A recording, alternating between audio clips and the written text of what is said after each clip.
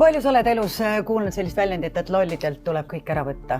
Kui palju sa oled tajunud elus hetke, kus sul on mure ja kui sa seda jagad, siis tegelikult see tagasiside on see, et see on su enda süü. Aga kas tegelikult on elus nii?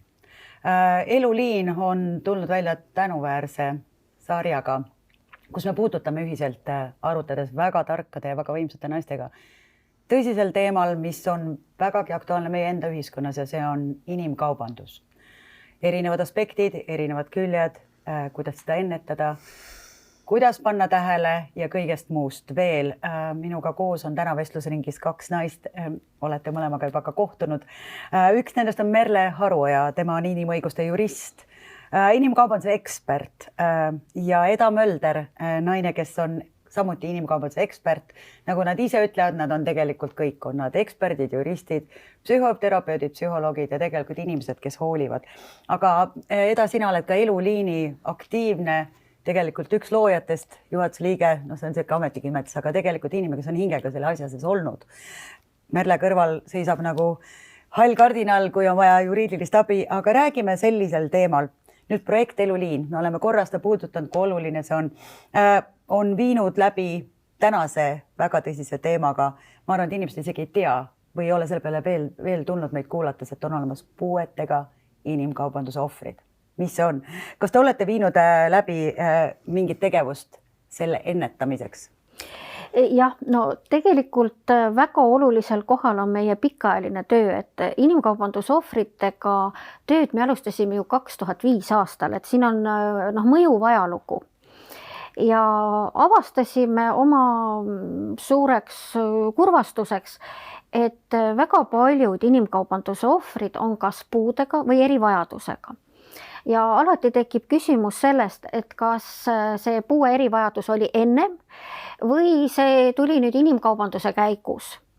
Ja tegelikult on ta mõlemat pidi, et inimkaubandus sandistab nii füüsilist vaimset tervist, aga ekspluateeritakse ka puuet.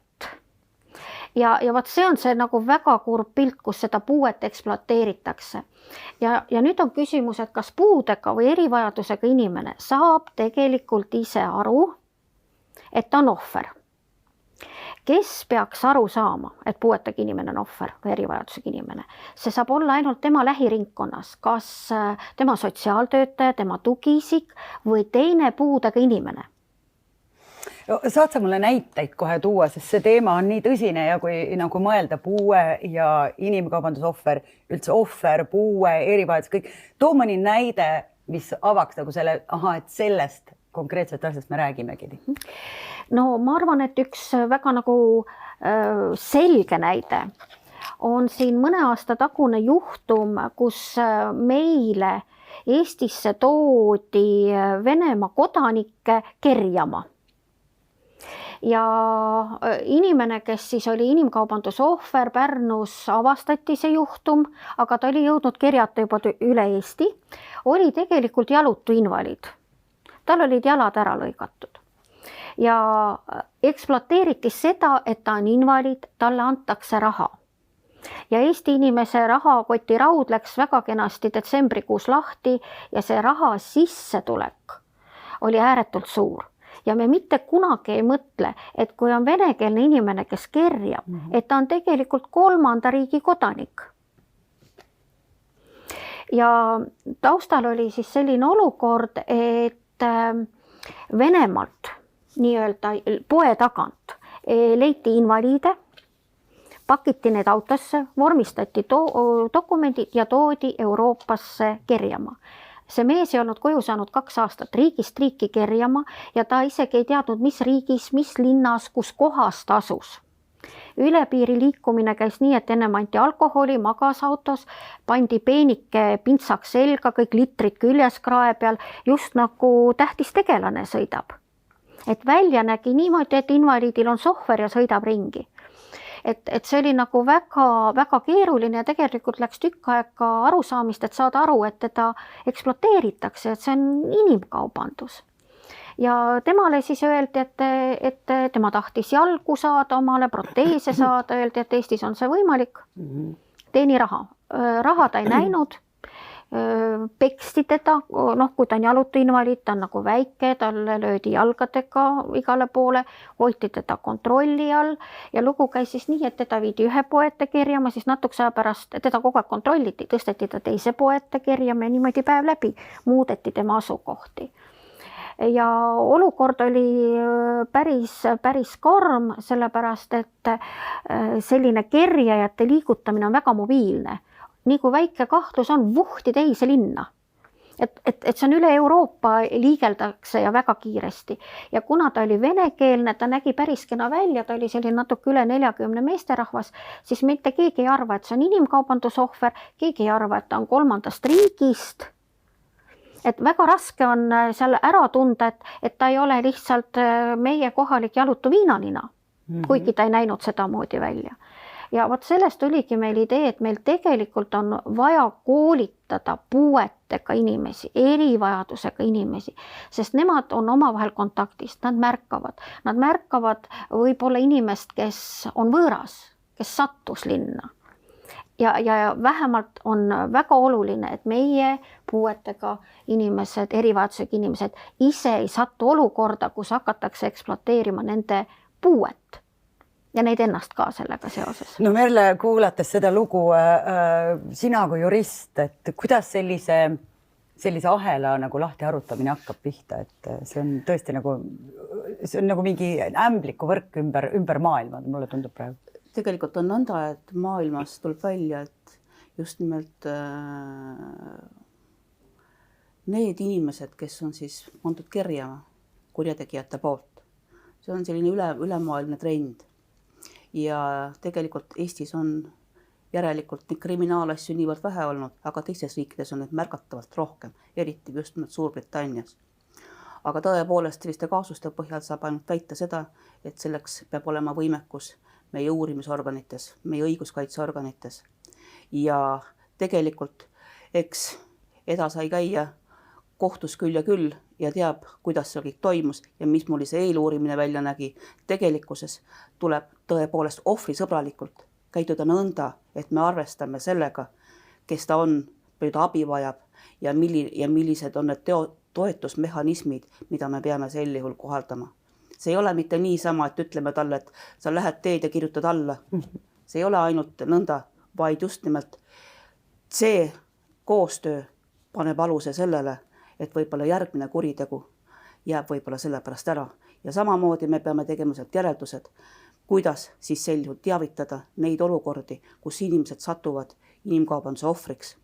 Me räägime enne ohvritest, eks ole, aga kriminaalmenetluses, nagu ma ütlesin, on nad kannatanud.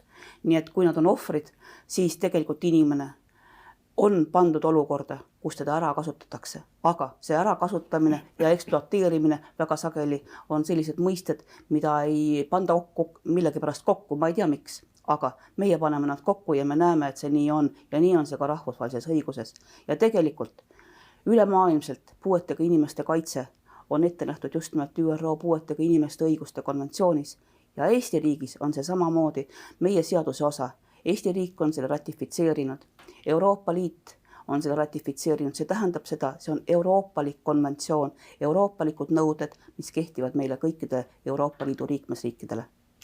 No selles mõttes siin on jällegi, tuleb välja see koostöö ja ka kogemus, mis tuleb erinevatest riikidest, et natukene nüüd rääkida sellest puuetega inimkaubanduse ohvrist, et kuidas teda märgata, nagu ma aru sain, sa tõid ka sellise näite, et üks võimalus ongi see, et meie teda ei märkagi, meie jaoks ta on üks joodik kuskilt, vabandust, sealt poe tagant, mis on ammugi vale. Üks lootus on, et märkab keegi teine puudega inimene, sest nendel kolmanda riikide inimestel, kes on siia, neil pole omakseid, neil pole kedagi. Samamoodi ei ole neil ka arusaamist, kus riigis nad on, mis tundub kõik uskumatu. Ma lihtinimesena lihtsalt omaette mõtlen praegust, et kui kuskil mingis riigis pannakse mingi mees autosse, kostüümid, dokumendid, see kõik maksab raha. Et kas üldse inimesed on mõelnud selle peale, et kui nad avavad oma rahakotirauad, kui meeletu kasum sealt peab siis tulema, et sellega nii palju vaeva nähtakse tegelikult? Tegelikult kasum on väga suur ja täiesti üllatav, sest mina arvasin, et Eesti inimesed ei raatsi raha anda, aga annavad ja seal käis siis äri sellisel moel, seesama meesterahvas rääkis, Neid invaliide oli rohkem, keda toodi ja perekonnad siis, erinevad perekonnad, seal mehed-naised, igalühel oli nii-öelda oma invaliid kerjamiseks ja siis sõideti ringi, et neid invaliide oli rohkem. Ja invaliidid on teatavasti inimesed, kes vajavad meditsiinilist abi, nad vajavad sekkumist, nad vajavad ravimeid, igasuguseid abivahendeid, kõike muud. Siis selle mehe jutu järgi oli siis süsteem selline, et see oli suur seltskond, kes keerutas siis neid puudega inimesi seal Euroopas ja kui puudega inimene ära suri, siis mindi ja toodi uus. Ja see on reaalsus. See on reaalsus, see on meil siinsamas. Õnneks see juhtum Pärnu linnas avastati. Ja nüüd me ausalt öeldes Tallinna linnas käies on kogu aeg silm lahti, et ega ometi pole järg jälle meile jõudnud, et meil hakatakse jälle tooma sisse kerjajaid puudega inimesi ja kerjamise puhul kasutatakse ka naisi ja lapsi. Laps ja naine ei pruugi olla üldse sugulased. Nii et tegelikult välismaal on tehtud päris põhjalikud uuringud, kui palju raha antakse ja kellele antakse ja kuidas. See on olnud tulus.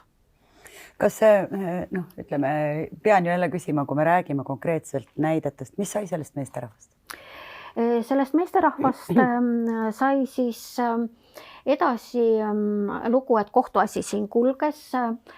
Selle kohtuasjaga seoses olid väga huvitavad arengud, et Venemaalt üritasid talle tulla esindajad juristid, et üritati siis nii-öelda panna ohvri suu kinni, ütleme niimoodi selliste juriidiliste käikudega. Ja ka hirmutada selles mõttes teda enne juba, kui tahab tulla, jah? Kas nüüd hirmutada, aga seal oli mängus päris palju raha. Et konfiskeeritud raha oli väga palju ja see oli mehe raha, et tal oli õigus saada oma raha ju tagasi.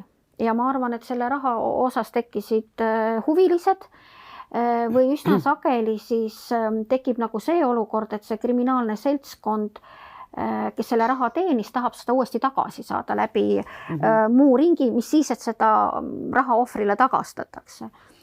Ja IOM-i kaudu siis lahkus see mees kodumaale oma korterisse, tal oli seal elamispind ja IOM siis rahvusvaheline migratsiooniorganisatsioon siis jälgis tema käekäiku. Meie muidugi tegime siin ka telefonikõnesid ja küsisime, kuidas tal läheb. Eesti riigil küll ei ole mitte mingisugust kohustust jälgida inimkaubandusohvreid teises riigis, et kui nad on siin ära lahkunud. Aga MTÜ-na meie käed on natuke vabamad ja me ikka tahaks teada, kuidas lugu edasi läheb. See on ikkagi teie südameasi, enamasti ei lähe hästi. Merle, ütle mulle, millist on Euroopas või maailmas kokku lepitud reeglid, kuidas kohelda inimkaubandusohvreid, just näiteks puuetega inimkaubandusohvreid? Kuna nad on erivajadustega kõik, siis see ongi see ohvrisõbralik menetlus. Aga ohvrisõbralik menetlus saab toimida nii, et menetluses arvestatakse nende vajadusi, nende oskusi ja ka seda puuet, mis on. See võib olla nii füüsiline puue, intellektuaalne puue või võib ka olla nõnda, et inimene ei teagi, et tal midagi viga on, aga tegelikult kasutatakse seda ära. Kurjategijad on nutikad, kahjuks. Aga ohvrisõbralik menetlus on selle asja nimi. Need kurjategijad on tõepoolest nutikad, sellepärast et igapäevas elus pühendad ennast oma tööle, perele, me lihtsalt ei tulegi selle peale, milliseid skeeme välja mõeldakse ja kuidas neid inimesi ära kasutatakse. Puuetega inimene tundub ju selline, keda me peaks kõik eraldi hoidma ja temast veel rohkem nagu arvestama tema vajadustega. Siin selle koha peal on see nende jaoks nagu mingi kasumi saamise koht, et see oli nüüd konkreetselt kerjamise lugu ja ka invaliidi selline ärakasutamine raha teenimise eesmärgil. On sul veel mõni lugu, mis on väga selgelt näitab ära, et tegemist on puuetega inimesega ja ta on olnud ohver? Jah, ma arvan, et neid lugusid on väga palju, et nagu selline keerulisem juhtum oli üks vaimupuudega tüdruku lugu. Vaimupuudega tüdruk lahkus lastekodust, asenduskodust iseseisvasse ellu, talle anti pind ja teda siis värvati Tallinnasse lapsehoidjaks. Ja tal oli endal ka väike laps, ta pidi siis Tallinnas kellegi teise last hoidma. Ja tulemus oli siis see, et raha pidi teenima siis prostitutsioonis, mina küsisin, et kus sa selle raha panid, said prostitutsioonist raha, sinna ümbriku sisse. Ma küsin, aga kes sealt ümbrikust võtsid? Ei, kõik võtsid. Kõik võtsid ümbrikust. No, kui talle tehti lihtsalt selgeks, et see ongi elus nii? Noh, tema teenib raha ja jäeti nagu mulje, et kõik teised on ka prostitutsioonis, tema oli ainuke. Ja väga kibedaks läks see elu ja ta hakkas siis nii-öelda kodu poole tagasi jooksma ja tänava peal astus vastu siis üks seksiostja, kes oli temalt siis seksi ostnud, küsis, no kus sa lähed? Ta ütles, et ta ei saa siin olla, ta peab koju minema. Seksiostja ütles, et tule elama minu juurde, et mul on ilus korter, tule minu juurde. See seksiostja loobus päeva pealt tööst ja hakkas vedama teda mööda teisi seksiostjaid. Et kohe rakendas ta uuesti tööle, saades aru, et tal ei ole elamist, tal on väike laps ja siis veeti seda vaimupuudega tüdrukut mööda linna ringi, et see väikeaastane laps vedeles siis seal autos, see on kõik Tallinna linnas. Summad olid päris suured, mida tema peale siis kulutati. See oli väga keeruline juhtum, sest väga palju erinevaid inimesi oli kaasatud, et seda juhtumit seal harutada ja ikkagi oli väga raske aru saada sellest inimkaubandusest. Ja kui politsei alustas seda menetlust, siis see meesterahvas ütles, et aga abiellume. Jah, et siis ei ole see enam mingil juhul inimkaubanduse ohvri alla käiv ohver. Siis on ju pere küsimus. Ja, just nimelt. Ja ohver siis muidugi abiellus. Ja lõpuks siis sotsiaalteenused saatsid nad veel perenõustamisel, kuidas omavahel paremini suhelda, aga samal ajal käis see vaimupuudega tüdruku müümine edasi. Ja pensionid võeti ära, sissetulek võeti ära ja kuna vaimupuudega tüdrukul oli laps, kes oli ka vaimupuudega, siis järg oli sealmaal, et lapsega hakati tegema siis igasuguseid asju, et lapse puudetoetusi ka kätte saada.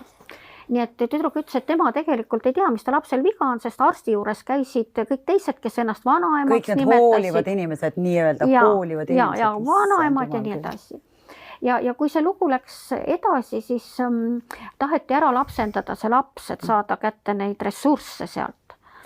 Ja lugu siis päädis sellega, et me pidime aitama seda tüdrukut, sest ta jooksis ära, ta tuli varjupaika, sest ikkagi oli väga hull ja väga raske. Ja siis tekkis küsimus, et aga mida teha nüüd selle abieluga siis? Et kui tema ei saa aru, mis asi on abielu, et temaga on abiellutud ainult selle nimel, et mitte ütlusi anda. Ja milline see pereelu oli? Tüdruk näitas oma püksid ette, ühetoalises korteris lasti teda õhupüssist. Püksid olid auklikud, siin samas Lasnamäel. Et millisest perekonnast, millisest suhtest me siis üldse räägime, see ei ole ju abielu. Et seetõttu tekkis siis ikka tsiviilmenetlus, kus see abielu mitte ei lahutatud, vaid pöörati tagasi. Ja. See oli väga põhjalik lugu, sinna sekkusid ka psühhiaatrid, ekspertiisid, kõik muud. Et see tähendab, et väga palju tegevus selle asja ümber, et seda asja kuidagi ära harutada. Ja loomulikult ka see isadus siis, sest see ei olnud üldse see isa ja see laps.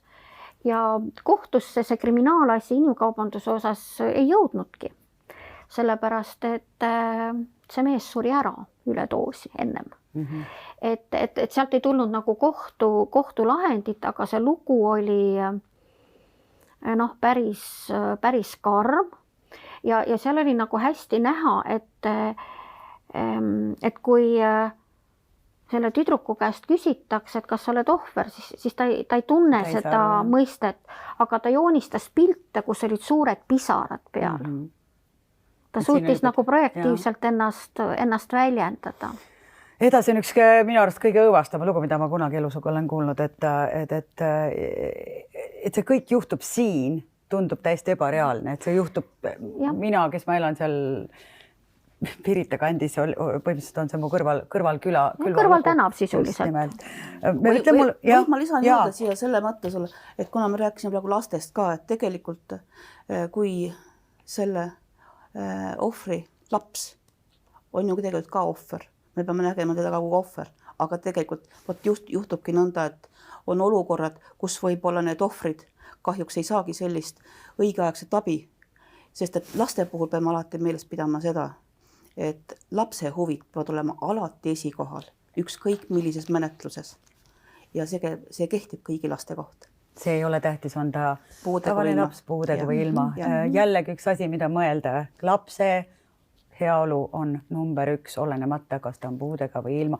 Ütle mulle, Merle, koostööpartnerid, kes on teie nii-öelda tugiliit Eestis, aitamaks siis sellised puuetega inimkaubanduse ohvreid?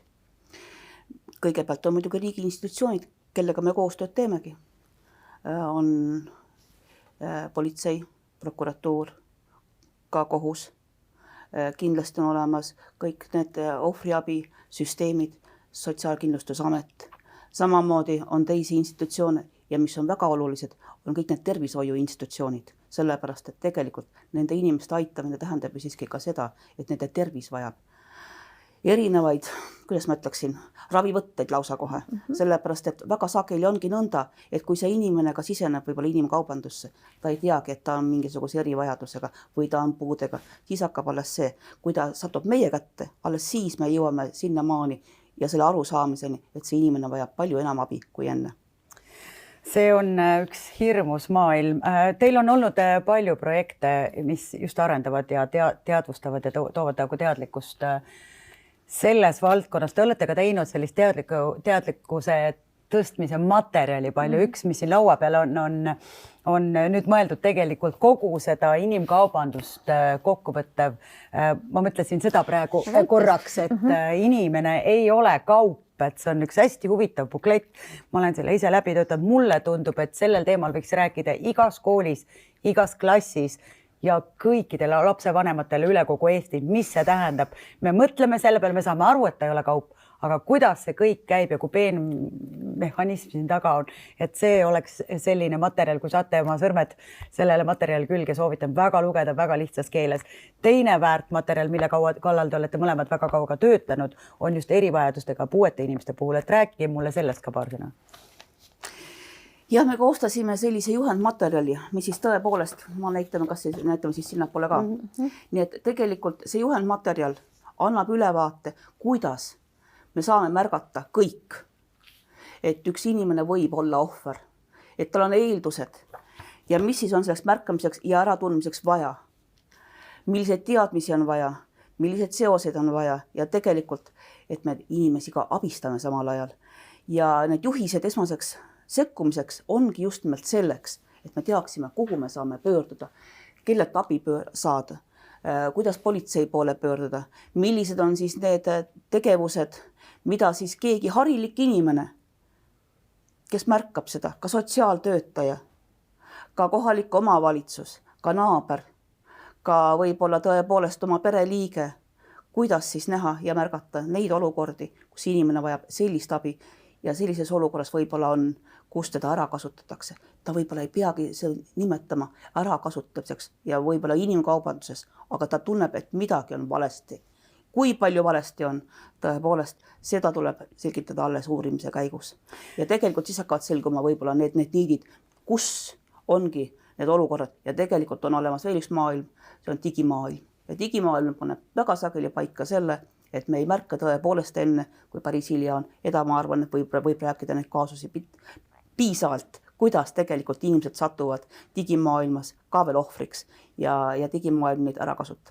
Ma arvan, et see digimaailm on täiesti omaette maailm ja ka selles mõttes meie jaoks täiesti eraldi teema võtta eraldi ette ja rääkida sellest, mis puudutab seda erivajadustega ja puuetega inimese märkamised ja ka abistamise juhendid, see on olemas ka Eluliini kodulehel.